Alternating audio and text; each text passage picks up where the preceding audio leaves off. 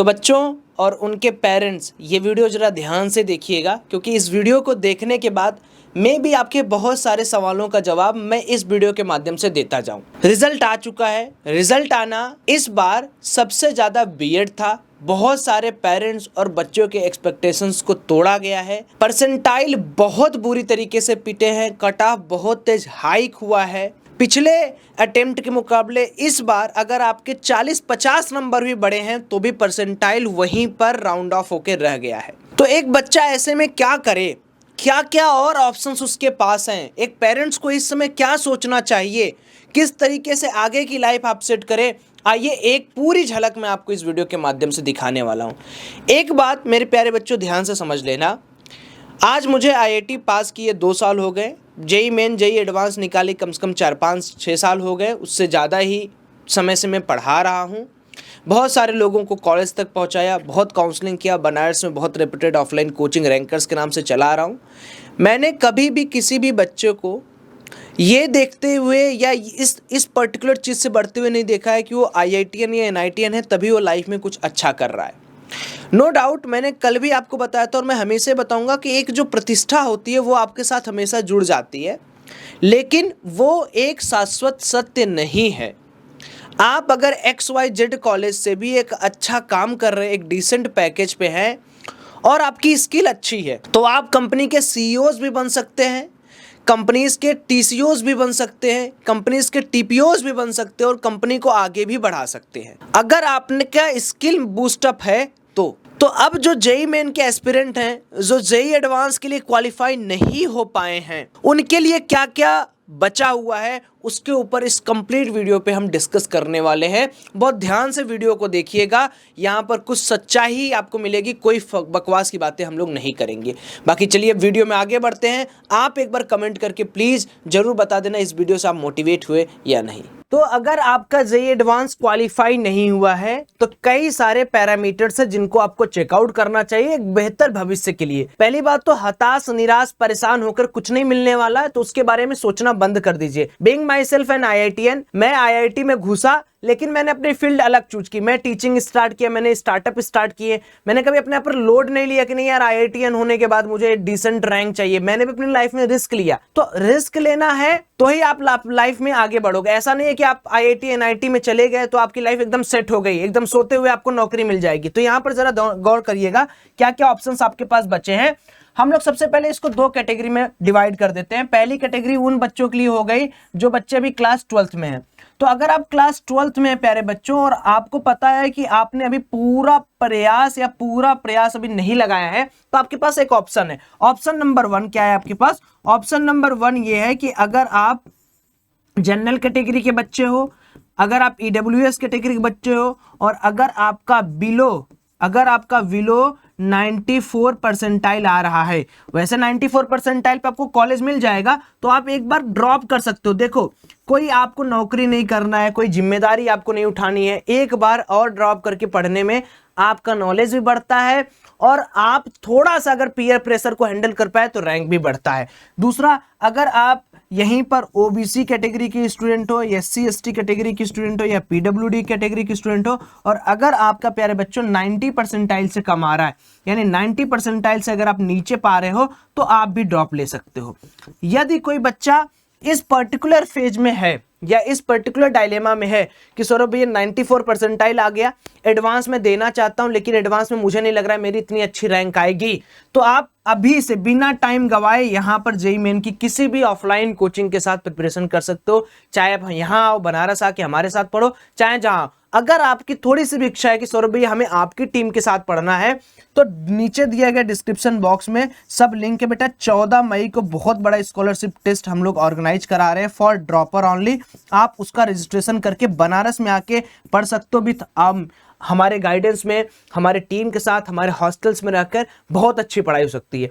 और साथ ही साथ में आपके पास सेकंड ऑप्शंस क्या हो जाता है कि अगर आप जेई एडवांस के लिए क्वालिफाई कर गए हो तो आप जेई एडवांस की परीक्षा के लिए बैठ सकते हो, लेकिन इसके लिए भी तैयारी करके आपको जाना है।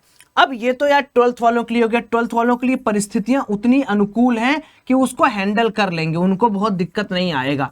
लेकिन उन बच्चों का क्या यार जो टारगेट बैच में रहते हैं, यानी उन बच्चों का क्या होगा जो बच्चे टारगेट के थे और टारगेट के बाद भी उनका जेईई एडवांस क्वालिफाई नहीं हो रहा है, उनके बारे में क्या। तो देखो यार मैं आपको समस्या समझाता हूं। अब आपका जेईई एडवांस क्वालिफाई नहीं हुआ है, अब आप यहां से क्या करोगे, अपने आप को एकदम नीचे का व्यक्ति समझने लगो कि यार मैं तो कुछ लाइफ में कर ही नहीं पाया, मैं तो कुछ उखाड़ ही नहीं सकता, मेरा जेईई एडवांस क्वालिफाई नहीं हुआ। मैं इतने बच्चों को जान रहा हूं जिनका परसेंटाइल ड्रॉप होने की वजह से पहले वाले में अच्छा नहीं आया, दूसरे वाले में उन्होंने काफी अच्छा किया, उनको लगा कि जेईई एडवांस में उनका क्वालिफिकेशन हो जाएगा, वो निकाल लेंगे, बट कट ऑफ नहीं क्लियर पाए। तो क्या उन्होंने जो ये x+ मार्क का जंप किया है उनका कोई महत्व नहीं है? है महत्व।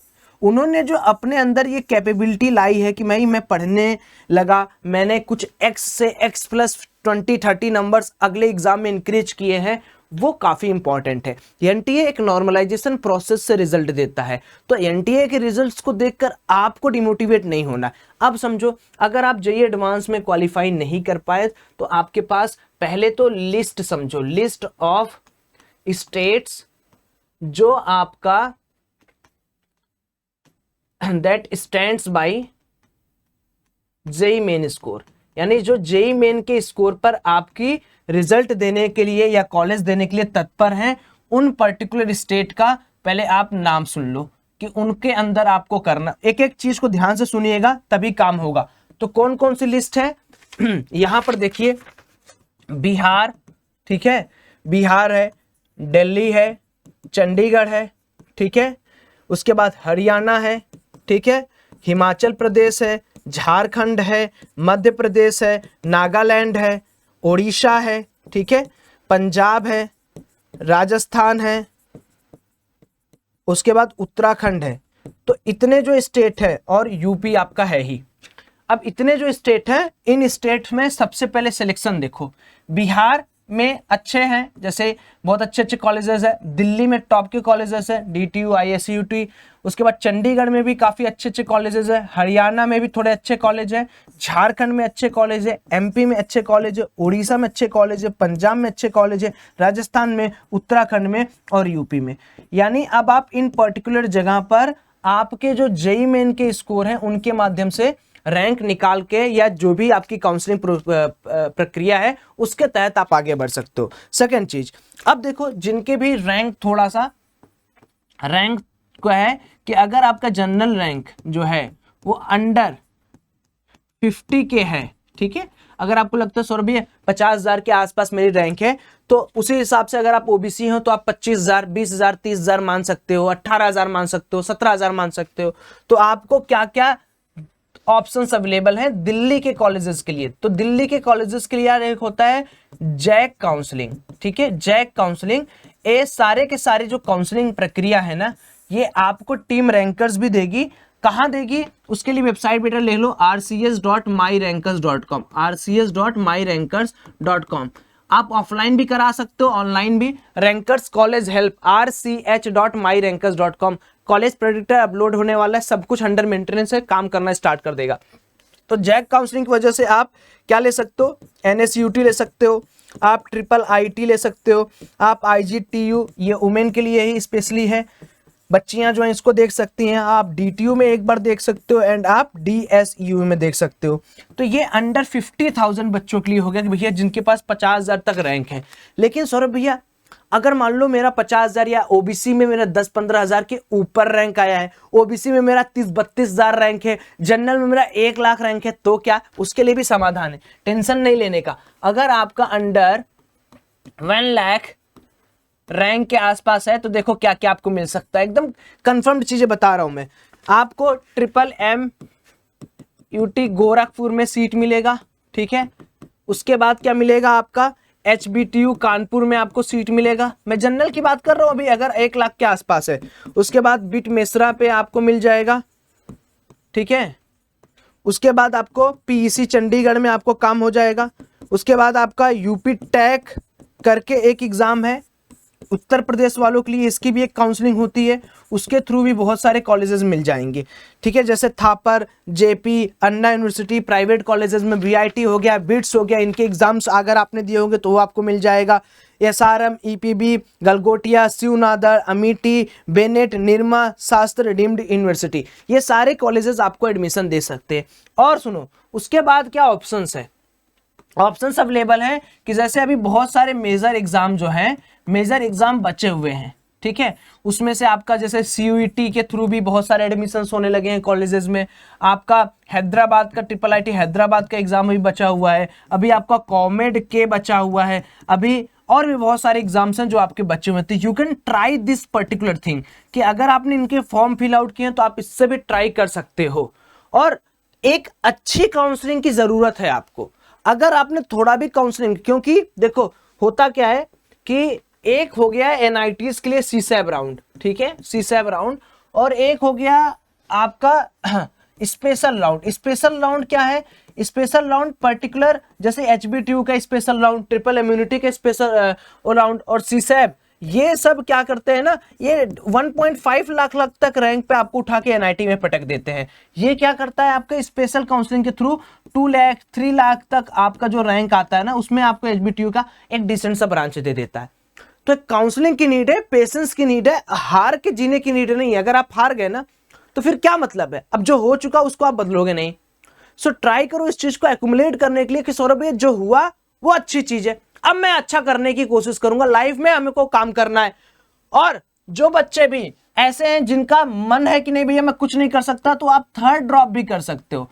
थर्ड ड्रॉप किस लिए कर सकते हो, आप थर्ड ड्रॉप सिर्फ और सिर्फ JEE मेन के लिए कर सकते हो। लेकिन अगर आपको पढ़ना है और अगर आपको लगता है कि आपने किसी कारणवश JEE मेन का नहीं किया, क्योंकि ये बहुत बोरियत हो जाएगा आपके लिए, ये बहुत लास्ट का स्टेप है, क्योंकि JEE मेन एक साल में, एक बार में, एक जिंदगी में आप 3 बार दे सकते हो, एडवांस सिर्फ 2 बार दे सकते हो। तो एडवांस के लिए तो अभी आप एलिजिबल हो नहीं, क्योंकि आप ड्रॉपर थे, इस बार भी नहीं हुआ, तो एडवांस तो खत्म। लेकिन आप JEE मेन के लिए काम कर सकते हो, तो JEE मेन देना है तो उसको दो। लेकिन मैं कह रहा हूं यार, कॉलेज जाओ, कॉलेज लो, कॉलेज में स्किल पे काम करो, स्किल में आप, स्किल के लिए हमारा जो स्किल प्रोग्राम हम अभी कुछ दिन में एक वर्कशॉप रखने वाले हैं कि भाई क्या करना चाहिए, है ना, बनारस में रखेंगे कि मतलब क्या कॉलेज में जाके क्या करना है, इसके ऊपर हम डिस्कस करेंगे। बहुत सारी भीड़ रहती है, इस बार बहुत भीड़ होगा, तो आप मेक श्योर करना कि अगर आप ये वर्कशॉप स्किल बेस्ड की भैया कॉलेज में जाके क्या करना है, इसके लिए अगर आप रजिस्ट्रेशन कराओगे, इसके लिए रजिस्ट्रेशन टोटली फ्री होता है। इस नंबर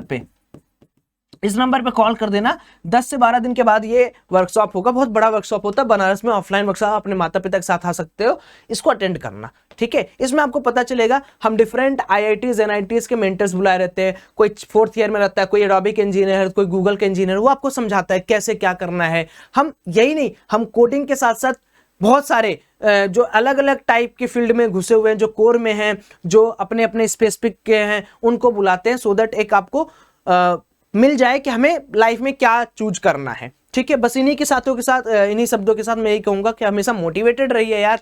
लाइफ में जो भी हो रहा है उसके अंदर कुछ ना कुछ निहित है आपके अच्छे के लिए ही, आप उसको निगेटिव वे में कभी मत लो, क्योंकि निगेटिव सोच के सिर्फ आप अपने माइंड को इम्बैलेंस करोगे। बाकी love you all, thank you so much, comment जरूर करिएगा, बाय बाय।